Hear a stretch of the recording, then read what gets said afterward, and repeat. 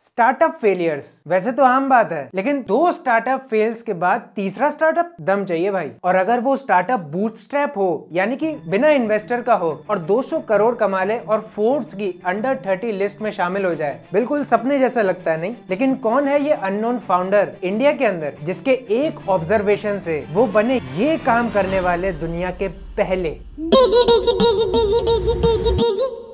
आज हर कंपनी इसी जद्दोजहद में लगी है कि यार कैसे भी हमने जो ऑनलाइन प्रेजेंस बनाई है वो सक्सेसफुल हो जाए। बहुत से स्टार्टअप्स बिग नंबर्स और फंडिंग अमाउंट्स और फैंसी एक्विजिशन से बड़ी तो बन जाती है, पर वो नंबर्स बैलेंस शीट में दिखता नहीं। बैलेंस शीट में तो वो तब दिखेगा ना जब सेल्स और कन्वर्जन आपके इन्वेस्टमेंट से ज्यादा हो। खैर, आपको पता नहीं होगा, इंडिया का ही नहीं बल्कि पूरी दुनिया का पहला विजुअल वेबसाइट ऑप्टिमाइजर इंडिया के एक इंजीनियर कम फाउंडर पारस चोपड़ा ने। नाम नहीं सुना होगा नहीं आपने, क्योंकि इन्होंने बनाया था बूटस्ट्रैप स्टार्टअप, जहां पर पैसे भी आपको ऐसे खर्च करने पड़ते हैं जैसे गीला नोट सुखा के। आपके पास इतनी लिबर्टी होती ही नहीं है कि आप पर्सनल ब्रांडिंग या सेलेब स्टारडम के लिए आप अपने पैसे खर्च करें जो सिर्फ आपके प्रोडक्ट पे लगने होते हैं। लेकिन ये विजुअल वेबसाइट ऑप्टिमाइजर होता क्या है, कैसे इस टेक्नोलॉजी से इन्होंने 200 करोड़ रुपए जनरेट किए, और इसके साथ मैं आपको पास्ट में ले जाके बताऊंगा इनकी कुछ चैट्स जो थी पहले कस्टमर मिलने के बाद। दोबारा मौका नहीं मिलेगा, सब्सक्राइब करो, बेल आइकन दबा दो, ऐसी वीडियोस मिस मत करा करो। विजुअल वेबसाइट ऑप्टिमाइजर यानी VWO,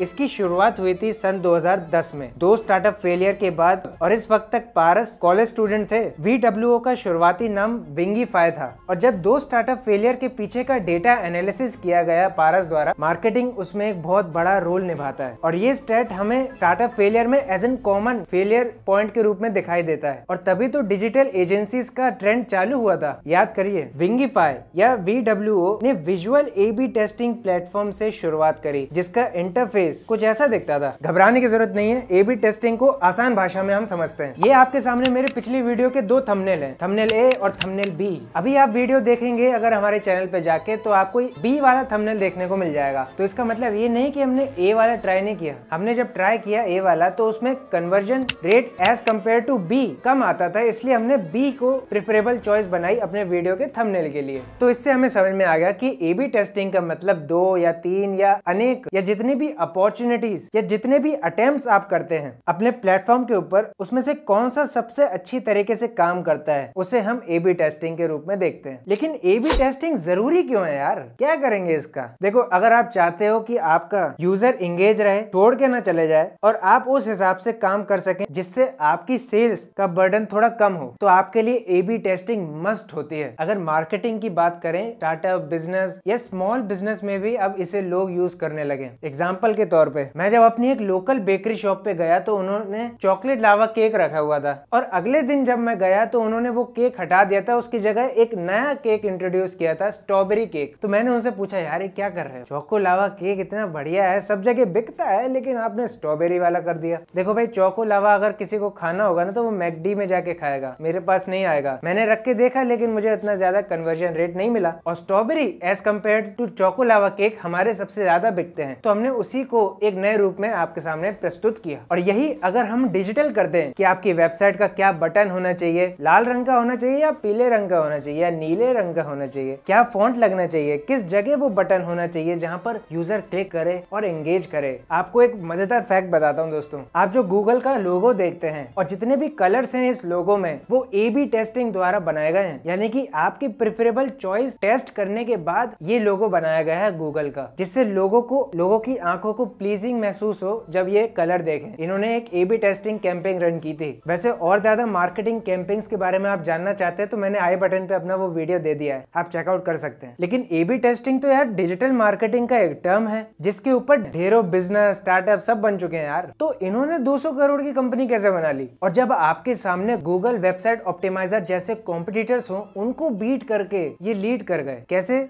बताता हूँ। 2010 में अगर आपको A/B टेस्टिंग करनी होती तो आप गूगल वेबसाइट ऑप्टिमाइजर पे जाने के बाद आपको कोड लिखने पड़ते थे, और उसका जवाब भी आपको कोड्स और नंबरिंग में मिलता था। वही पारस का ये मानना था कि अगर ये इतना इंपॉर्टेंट है तो इसे वेल स्ट्रक्चर्ड क्यों ना बनाया जाए, जहाँ बिजनेसेस अब टेस्टिंग कर सके, जहाँ बिजनेसेस आसान भाषा में यानी कि आसान विजुअल्स में अपने डिसीजंस ले सके कि आपको कौन सा अटेम्प्ट अपना सही करना है। Graphs, heat maps, data points, numeric terms से बिल्कुल अलग थे और ये एक नई सोच थी उस वक्त कि डेटा विजुअलाइजेशन के तौर पे आप लोगों को A/B टेस्टिंग के बारे में ऑप्टिमाइज करना सिखा रहे हैं, जहां बिजनेस न्यूमेरिक फॉर्म में ही नहीं, graph, heat maps, data points के साथ एनालाइज कर सकते हैं कि कौन सा A/B टेस्ट सबसे बेस्ट रहा और कौन सा हमारे लिए बेनिफिशियल है। और जब इन्होंने अपने इस विजुअल आइडिया से पहले कस्टमर बनाए, जो कि इनका टारगेट था पहला कि $1000 को क्रॉस किया जाए, जो कि अपने आप में दिखाता है कि इस स्टार्टअप को कितना टाइम लगा और 2 फेलियर्स के बाद कैसे ये बूम पे गया, बस अपनी एक ऑब्जर्वेशन से। ये कुछ चैट्स के विजुअल्स हैं पारस और उनके CEO पर्श के बीच। 2011 में इन्होंने अपना फर्स्ट हायरिंग कैंपेन चालू किया, लोगों को हायर किया, अपने UI UX पे काम किया ताकि और विजुअली अपीलिंग बनाया जा सके अपने इस प्लेटफॉर्म को। इनकी सक्सेस का एक और मंत्र था दोस्तों,